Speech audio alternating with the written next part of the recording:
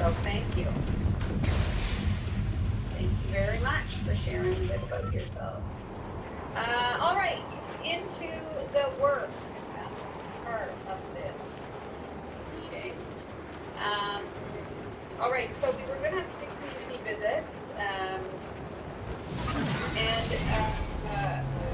just a precursor to the community visits, and maybe we'll get to the point where we do so many of them it'll be hard. But part of the reason, I try and ask people to share their experiences when they have the privilege of traveling with the company is not to rub in everybody else's face that they got to go, but to be accountable to what we're doing when we're doing different things beyond the day-to-day of the Inspire delivery, and showing the team also that there is more to our work sometimes than the day-to-day Inspire program.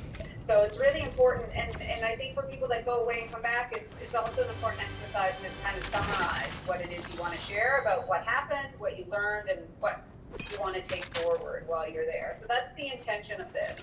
And like I said, not to make people feel bad if they haven't had the chance. This is an organization that wants to give everybody the opportunity at some point to make sure they get to visit some of the communities in which we work, and we're working hard to give everybody that opportunity. And I think we've been pretty good so far, considering a lot of the time we've been together pretty close. So today, Haley and I will share a bit about our trip to Labrador, which we did coordinate. So Haley, I'm going to put you on the spot a little bit probably. And then Rosie's going to tell us a bit about the trip to Johaven that she took with Ovak Johnson, which I think, and actually what I might do so that I don't put Alakan on the spot right now, I'll go to Rosie quickly, and then since that happened before Labrador, and then we'll go back to our trip to Labrador. So yeah, over to you, Rosie. Okay, thank you. I like those questions to Rosa. There's always one from those things that makes me think the ancestors' independence, which is going to make me ponder. So Johaven, it was part of the development cohort. We chose that just because the majority of the participants for Nunavut, for the Kitikmeot region, were in this community. And we had the opportunity to invite Ovak Johnson in to do the sessions in person. She's been doing all sorts of various workshops with different organizations, and there tends to always be a cultural wellness theme to her workshops. So although it's a lot of hands-on activity, there's some very rich discussion, and it goes, connecting sort of personal journeys, trauma, and then how to overcome it, and linking that to goals, short-term, long-term goals. She does an excellent job of that. So there's a few things that her focus is on providing strategies, coping with stress. So she started the discussion on also sharing the various grants that have supported her in the past 5 years of her journey, and the different workshops she's been doing, different orgs she's connected with. And through that, it was so relevant. Because many of us didn't even know what so that was great. The participants presented using their products. So although they had done prep online,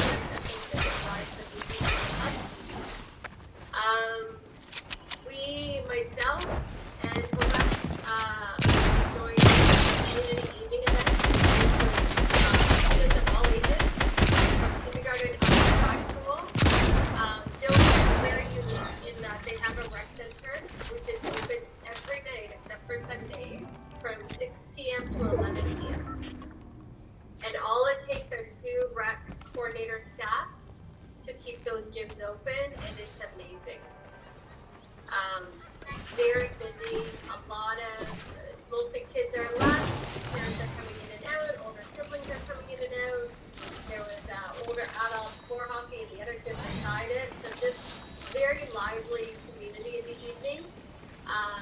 And so she wanted an opportunity to connect with the community because they knew we were in town and of that was the one in India. I've got a few pictures there for that.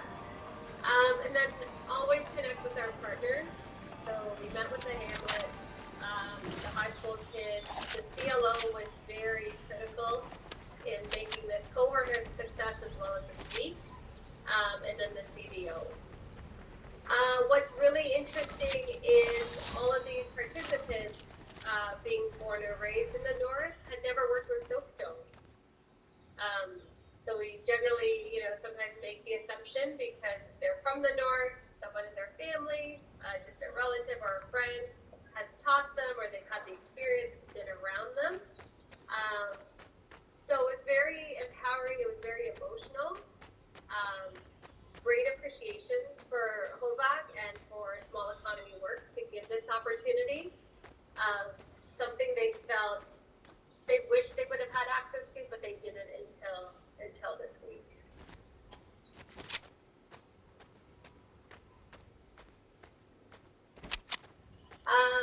For their actual goals through their projects and what they were working on, this is again at the end of level 1.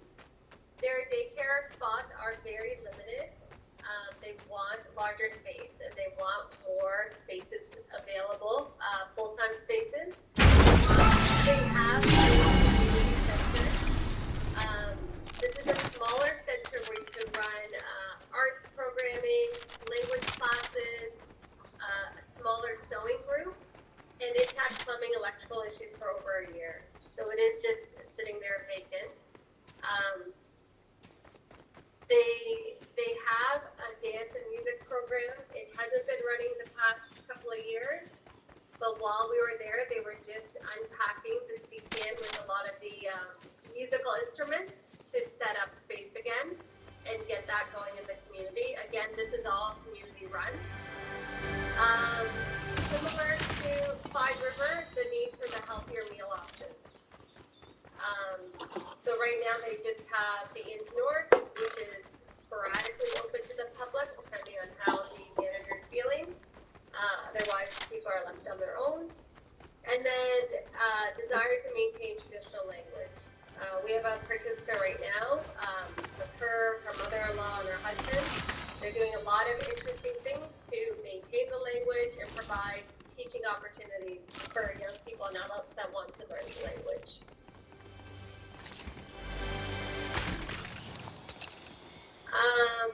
That's Matt, the participant in the program. He is a very humble participant, very artistic.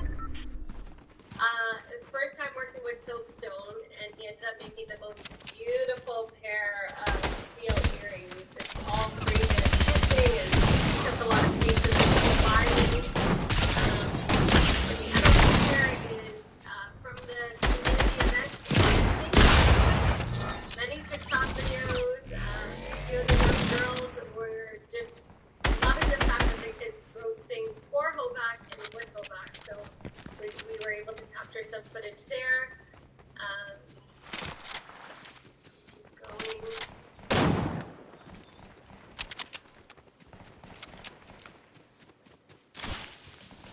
You want to move to next slide page?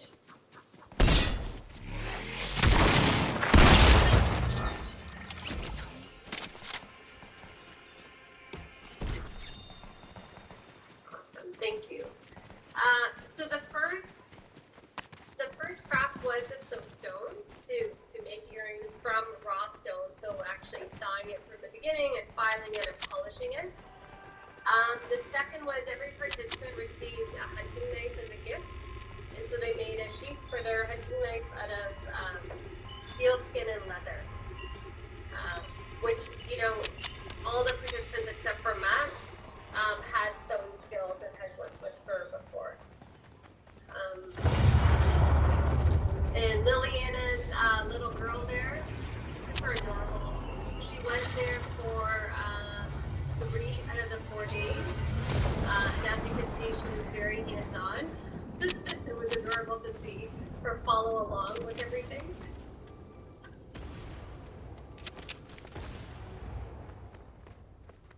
Thanks, Paige.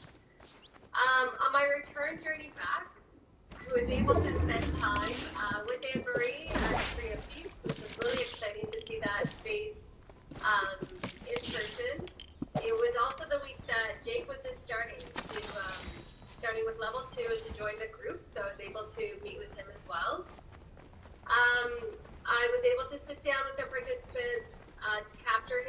Murray. He's really taken off with his business initiative right now. And Lois, you were there during week 1 highlighting a training opportunity. And it's Adrian who's taken that on and he's been accepted. So he's going to start in January after he's done Inspire for another 16-week training program.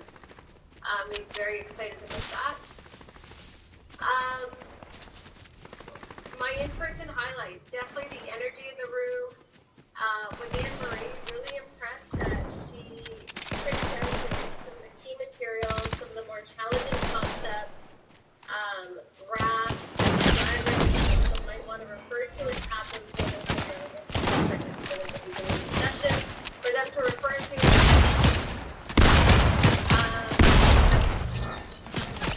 The cohort has a team mascot, you'll see in the next slide. And as I was marching around town, I went and took tours of Austin, which was our very own Joe Bailey. So that was a bonus to connect with him and his team. He would like to come back, and I think it'd be a great story to get him on video. As a small business in the north who has survived through the pandemic, who has shifted the way he's going to be giving business after the pandemic to keep his business up and running. So I've got a shot there of myself and Joe, and then Anne-Marie and Jake kicking off on the Monday before week 7 was going to start, and the NWT cohort and the adorable mascot that Jake is holding.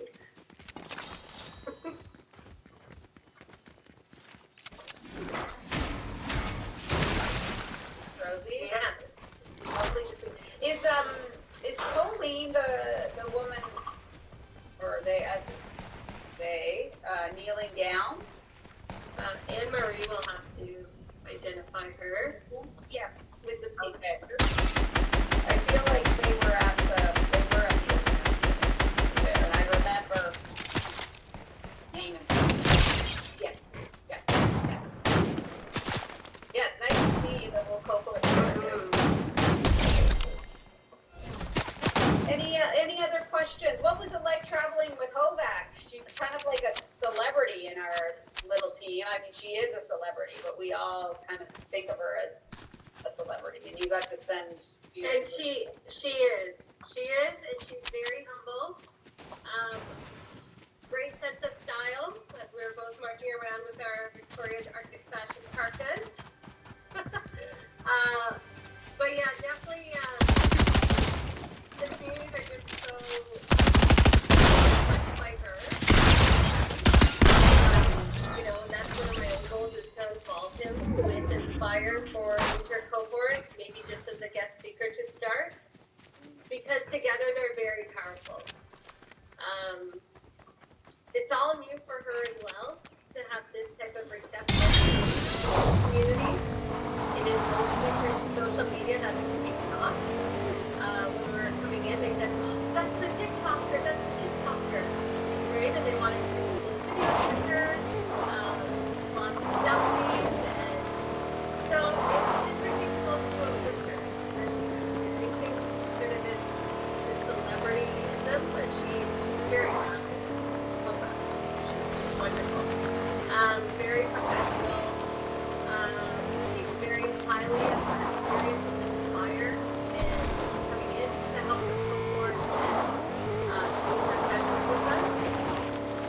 Just a lot of appreciation for both.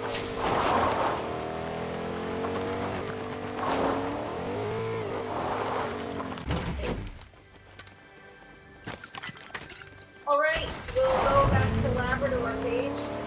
Haley, why don't I let you kick off and I wrote some sort of notes here just to remind myself on some of the things I wanted to highlight, but I'll let you take it away. All right, so we went to Labrador a few weeks ago for Halloween, and it was absolutely amazing. It was so fantastic. It was for the Labrador Creative Arts Festival, and we went there and we did presentations, workshops for students from the coast as well as from Happy Valley Crusade. They came into the community and then we gave them present workshops, such as the wallet workshop, as well as the other workshop, which I'm blanking on. I can picture it in my mind, but I can't remember the title. So we did 2 workshops with them. It was a lot of fun. The students looked like they had so much fun. There were plays every night that they did, that the students put on, and it was long but fun. And it was really inspiring to the point where I want to create like a Nunavut Creative Arts Festival kind of situation. Like, it was really inspiring. So we went to a high school, the collegiate. Yes, Moody Mountain. It was a lot of fun. We were late with Tim Hortons a few times, which was a little embarrassing, but that wasn't the reason we were late. But it was a lot of fun with the students, just to see their eyes light up with the spark of, oh my gosh, we can do this. And a lot of the students had business ideas or even wanted to become entrepreneurs. And we had a class where one student was like, oh, we're doing a prototype, and it was just fantastic to see them learning. Haley, what Haley's referring to is the 2 or 3 times we were late at all just happened to coincidentally coincide with the trip to Tim Hortons, but not being the reason we were late. Like, we'd been to Tim Hortons and then something happened that made us late. Like, somebody asked us for a ride somewhere. We were trying to be friendly, or somebody was late. But every time we just happened to be holding Tim Hortons up, and we were always really embarrassed that people thought we were holding them up because we hadn't stopped at Tim Hortons. So we would always go up and be like, anyway, yeah, thanks, Haley. So just to double down on a couple of things, we were mainly in the schools doing high school level workshops, so grade 10 to grade 12. Sometimes we have some junior high students from